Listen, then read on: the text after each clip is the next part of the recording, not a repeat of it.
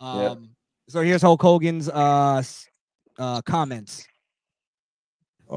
If Chris Benoit can do the crap he did and the fans still love him, they're very forgiving. I've made some major mistakes in my personal life, and they're very, very forgiving, but they forgive you. But okay. So Joe, you were saying before we do, sorry. Yeah, he's right. He is right though. Wrestling fans are forgiving. Very. Very forgiving. I mean, and there are a lot of people that have forgiven Chris Benoit because of the fact that a man's actions outside of the ring should not reflect what he did in the ring. They're completely separate. Okay. The R. Kelly syndrome, I call it. Hogan has done bad things and considered bad things a lot in the past. A lot. But everybody's done bad things in their life. Everyone. There's nobody in this world that can't say that they haven't said something out of context, or something has been taken out of context they've said, or they've said something that they regret saying. Everybody says it. We make mistakes. We're human beings. Even if you make multiple mistakes, you're still human. Yeah. End of the day. Absolutely. And honestly, like, to me, with the Hogan thing is it's like, I think people just want to like make him suffer for the rest of his life for saying, an offensive word 10 years ago. And it's like, even if he says it in his private life, like me personally, I'm half black. I don't care. Doesn't matter to me. You know what I mean? But does it matter to you? It depends. It depends. I'm gonna say it like this. It depends because, like, a lot of people, this is how black people think about it. Like this: if you haven't been through the struggle and everything and live how we live, you can't say it. That's how black people look at it. Hey, Booker T said it to Hulk Hogan. Man, but you see how he was just giving receipts. Hey, you see how he almost got fired too. Yeah. Hulk Hogan was just giving him a receipt. Let's narrow it down more. Is what Hulk Hogan actually said? Yes. Was it that vile? Bless you. I mean, because I'd make the argument that it honestly, it wasn't as vile as people make it out to be. It's not the most violent racial thing that I've ever heard. Are we talking about the one where he said, "I don't want my daughter dating a black guy"? Yeah, and he used the N-word. Oh yeah, that's out of context. That's out of pocket. Yeah. But I mean, but why? As a father, he has a right though. Yeah. What? Hold up. Here we go. We're gonna have father talk today, Joe. Hold up a damn second. Wait a minute. D-Wop. No. We're talking about a father that has a daughter. That's a whole different level, I think. But this also depends on. It also depends on how she grew up and do she get along with her dad. Because a lot of girls like that, they go like, "Fuck you, dad. I can go do whatever I want to do." But like I said, when you tell a girl that, they go rebel against that.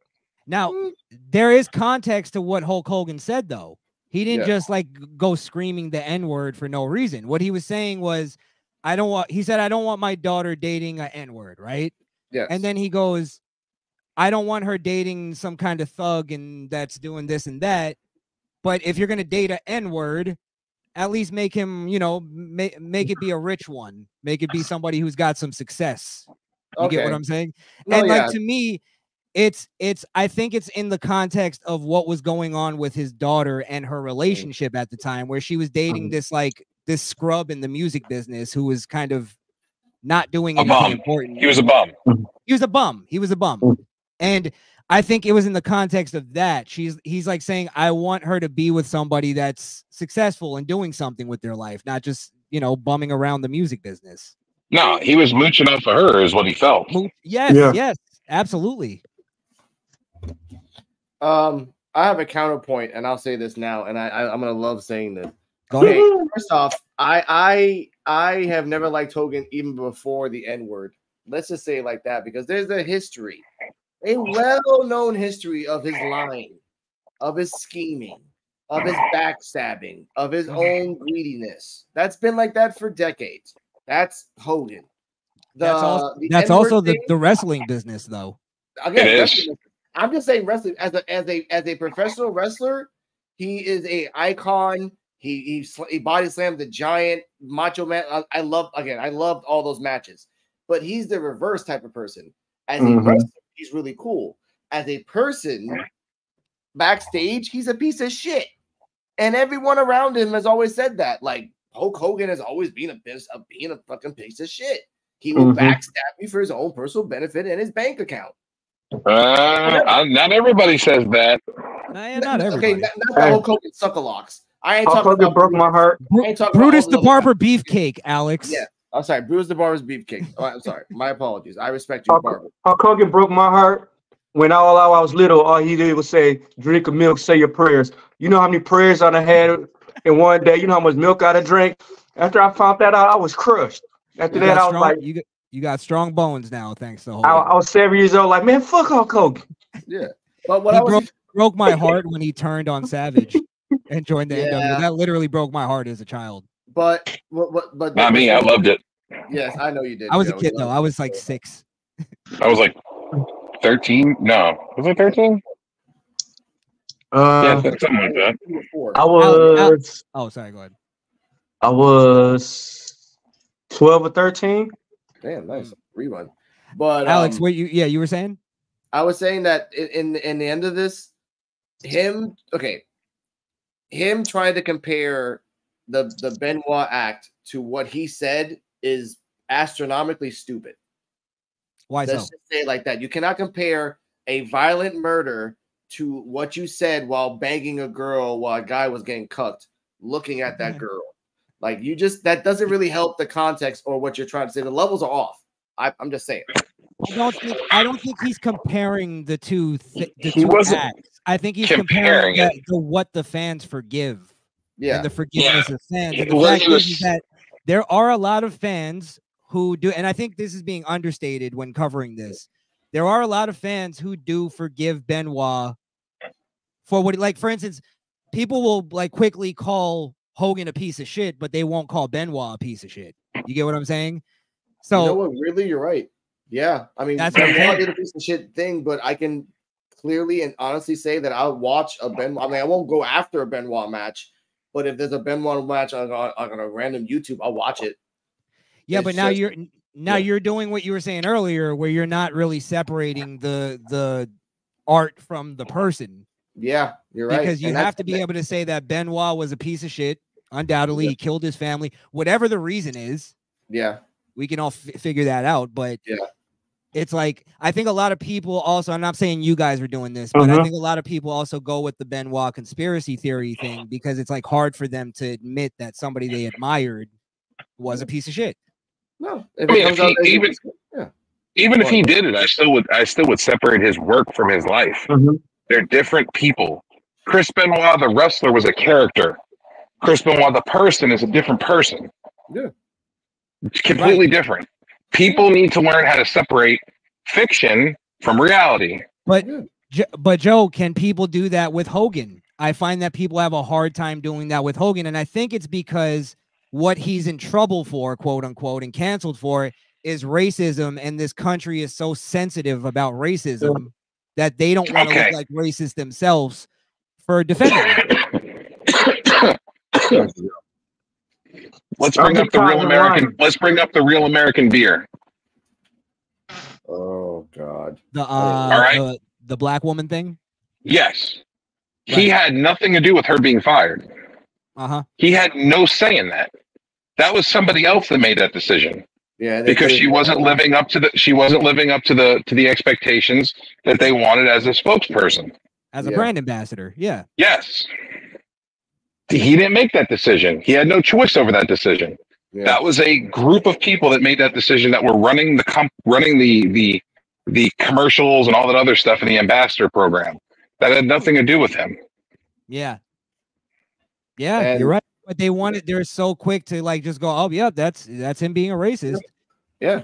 On that, it's wrong. And on that, it's wrong that he did it to Hulk Hogan. Like, And I understand that, and I'm sorry you got that, Hulk Hogan. I know that the young Turks are gonna shit on you on that because they shit on everything these days. But I will say that I guess it's a weird thing with, like, okay, if you compare Hogan to Flair, and Flair was a womanizer, sexist, like he was out there. He knew that. He was like the Liberace of sexism. Like he knew what the fuck he was doing. And he was open about it. Yeah. He was open about it. Yeah, and he was racist too. There is evidence of Virgil and a couple other people. Yeah. And just like saying, Long. Yeah, Don't even bring up Virgil. Don't bring up Virgil. Virgil blamed everybody for being racist. Yeah, but Virgil's is Virgil. I'm just putting him as an What about example. Teddy Long? Teddy Long ain't gonna lie, players. Teddy Long ain't gonna lie, players. Teddy Long's like halfway to dementia. The fuck you mean? Man, here you go. Well, that halfway was good enough to tell us what happened. Here's another thing that I noticed about a lot of these stories about wrestlers being racist. Is a lot of it'll be like somebody going like, yeah, then I heard from this person that he said something racist. And it's like I hear that about Cornette a lot of the times, where I think it was like New Jack heard somebody say that he said it or something like that. And it's like, that's not really like that's hearsay. It's literally not evidence. From New Jack, who's always been high 24/7. Like that. He's that's yeah. Hillstone shavings. Hillstone shavings. Yeah. And the whole thing with racism too. Look at the big names in WWE back in the day, like Rocky Johnson and Tony Atlas around the time when Hogan was there. Junkyard Dog. Did they ever come out and say anything that he was racist? No. Did The Rock ever say anything about it when he was working with Hogan? Let me put this out there, Joe. Did anybody else who was like, name other people who were just as or nearly as successful as Hogan, or were just successful that had a problem with Hogan? I tend to find that a lot of people who bring up these problems with these big stars are people who never really made it. Yeah. Savage, True. Ventura. Savage had problems with a lot of people. Yeah, Savage was a psychopath. Was like, he was a laser focused type of person. Like, and if it was in that was a psychopath. Yeah, you got eyes for Elizabeth. I see it. His wife even came out and said, Miss Elizabeth even came out and said that he was a psychopath. Yes. His second wife, his girlfriend at the time, Gorgeous George, came out and said that he was a manipulative psychopath. Yeah, and he was very paranoid, extremely paranoid. Yeah, it's called cocaine. Oh, huh? I did watch a story where Junkyard Dog got buried by Hulk Hogan. There you go. Junkyard Dog got buried by Hulk Hogan. You mean when he was in the the Hulk Hogan's Rock and Wrestling cartoon? No. And all the action figures and all the popularity he had was made a household name. That was a company that chose the Junkyard Dog. It was the 80s. There was only one black guy in that damn cartoon show anyway. They just needed one Hogan guy. That was the Junkyard Dog. Okay, don't take that memory away from me. Iron Sheik and Nikolai Volkov were in it too, and they were foreigners. Token foreigner, one Russian, one Asian, one black guy, and a whole bunch of white people. Well, welcome. Jimmy Snuka was in it. Wow. I'm just saying. Yeah. One Polynesian. Yeah. Hey, Joe, church van on his way. Church van on his way to come get you. That's okay. Well, then that gets into the question of like diversity, Alex, where it's like, okay, one Polynesian. It's like, well, how many Polynesians would make it acceptable? You get what I mean? 3. How many Islanders? And then how many black people would Hogan have to put on? And then how many? It could just be that they didn't care about that type of stuff back then as much, and they had this secret society, which was this carny wrestling thing. True. And I think some people got shut out of the secret society, and some didn't. And how to play the game. And the answer on more to that question, to make it more simpler for 3 people, is a father and twins, because Polynesians make twins like crazy. So just boom, 2 twin kids that hate each other. They super kick the crap out of each other, but they love each other. And then one big fat dad that loves like luau's. He loves luau's and roasted. This is okay about Hulk Hogan. I ain't got nothing against Hulk Hogan. I'm just tired of hearing new lies every week. I just heard a lie he said last week. I agree. He's a liar. You call him a liar all day. I wrestle 400 days out of year. But he's a worker though. He's a lifelong worker. Maybe he's just been working us. Elvis Presley was a fan of mine. Hey, listen. I can believe it. He tried out for Metallica. Hogan was dead when he started wrestling. Listen, that's another lie. you're gonna hate. Alex is gonna hate this, but in the Logan Paul interview with Hogan, he had said that Logan Paul was a good performer. He is, and believes that he should be world champion someday. Well, you could make Alex have a stroke. I got a question, and I agree with Hogan, by the way. I gotta ask, what are the lies that Hogan told that makes him a piece of shit? Because I've only seen more or less like, actually Andre the Giant was 800 pounds at the time. I got two. Like, real quick, his lies are almost like more just to sell himself more than it is like malicious, I think. Yeah. True. But let me most of his lies. So tell me if you have anything that's like really malicious.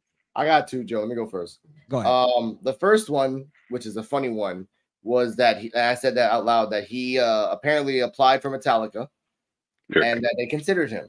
That's selling himself, though. That's not piece of shit lie. Hold up. Yeah. But Metallica came back and said, no, he never did that. He never came that. He's a damn liar. So one, that's funny. That's funny. Yeah. The part that makes me cringe when I say this, he said in an interview that he left an open chair for a kid that was dying. And he said, I'm going to win this thing for you, brother. And that open chair that's in the crowd is just for you because that kid's in the hospital. He's dying. And da-da-da. Turns out, no, that never happened. He never went to a hospital, never talked to the dying kid, never did any of that shit. But he said that on an interview, like openly, like that, like you use a kid. Now I'll be honest, Alex, that is a piece of shit lie. But it is something that somebody's like, all right, bro, why did you? It's like the guy who lied about being in 9/11. It's like, all right, bro, what are you doing? What are you doing? Yeah. There's something wrong with you. So lying about a dying kid and that whole thing, it's a combination of both. It's piece of shit lie to sell yourself. Yeah. Would you trust somebody that lie all the time? Would you want to trust somebody and hang out with somebody that lie all the time? I would. We don't have a choice. We don't have a choice. It's called politics. We have to trust these bastards every day. I'm saying this. Is there any stories of Hulk Hogan, like, committing a crime and then lying and blaming it on a black guy and that black guy doing prison time? You know what I mean? Like something like that is like where I'm going, okay, that's not unforgivable, but it's like, what the fuck are you doing, bro? It's almost unforgivable. Yeah, he didn't murder nobody and then blame it on the black dude. He didn't do that. Yeah. No. And he didn't murder his whole family. Out there, yeah. No.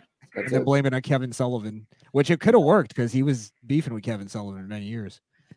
I mean, OJ did not do it. One last point on this. Hey, he was found innocent, by the way. So I mean, OJ.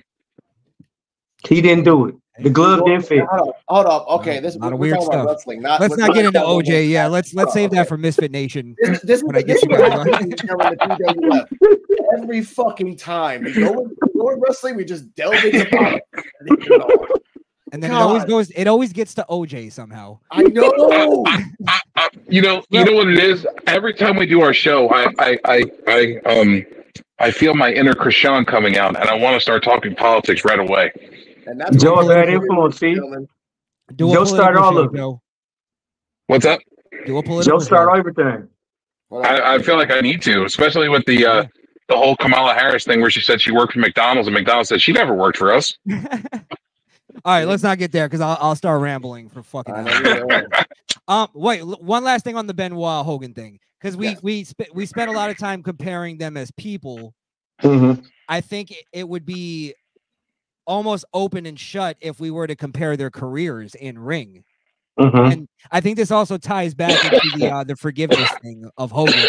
Mm-hmm. Because me personally, as a Hogan fan, I've forgiven him years ago, 10 years ago. Like I don't care anymore. Mm-hmm. But if I were to compare Benoit and Hogan's in ring, like, yeah, Benoit was probably a better athlete, but their careers are not comparable. Like Hogan was 10 million times above and beyond. Okay, we ain't gonna mention his movies either. we're not gonna mention the movie because the movie was trash. No holds barred. Trash. Hey. Don't be knocking on his movies now, man. That's like childhood nostalgia. Man, that was like horrible. Suburban Commando. Rice. You can't talk crap on that. If we're gonna talk crap on Suburban Commando, we're gonna talk about Undertaker with his low-pitched girly voice. Okay, what about Thunder in Paradise? I love that Thunder show. in Paradise. Yeah. Although I did only watch that because it came on before Nitro. Yeah. And because I actually enjoyed it. Hogan was in it. I thought Sting was an amazing villain. Of course. Sting. But again, we digress. I don't remember shit but them riding on a boat. That's the only thing I remember. Sting was like the big bad guy who was trying to blow shit up. Yeah. Remember that episode of Baywatch where they had like Bash at the Beach or something? Oh yeah. They were wrestling in the cage with Vader and Ric Flair. They also had an episode of Baywatch that had El Gigante on it, Giant Gonzalez. I'll find that one. He was the Pelican. He was the Pelican Man. He carved a pelican. He carved white pelicans on the pier. Oh, what a gem! And then he fell in the water. And ladies and gentlemen, you can watch that on Roku TV on the live channel because they have a Baywatch channel, and I watch that once a week. Nice. What's wrong with you? Alex, you gotta be a car salesman too, man. Come on. Yeah. So you